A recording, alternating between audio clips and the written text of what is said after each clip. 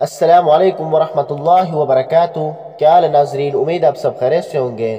नाजरीन, आज आपके लिए दुआ की कबूलत का वजीफ़ा लाए हैं। आज मैं आपके साथ दुआ की कबूलत का बहुत ही पावरफुल वजीफ़ा शेयर करूंगा।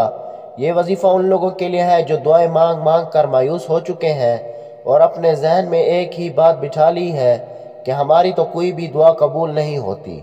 वो लोग इस अमल को लाजमी करें, इंशाअल्लाह दुआ ज़रूर कबूल होगी। वजीफ़ा पढ़ने का तरीका: इस अमल को आपने हर रोज़ नमाज असर के बाद करना है। आपने नमाज असर अदा करने के बाद जब आप मुकम्मल नमाज असर पढ़ लें तो उसी जगह बैठकर आपने या वकीलू या वकीलू या वकीलू या वकीलू को 7 मरतबा पढ़ना है और फिर अल्लाह से अपने मकसद के लिए दुआ मांगनी है। जो भी आपका मकसद होगा, जो भी आपकी हाजत होगी, उसको जहन में रख कर दुआ मांगनी है। अगर कोई बीमार है तो उसकी शिफा के लिए दुआ मांगे।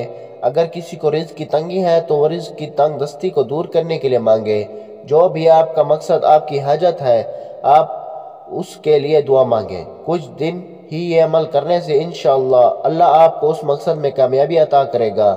लेकिन एक बात याद रखें कि आपको जो भी मकसद, जो भी हाजत हो, वो जायज़ होनी चाहिए और इस अमल को आपने उसी वक्त तक करना है जब तक आपका मकसद, आपकी हाजत पूरी नहीं हो जाती।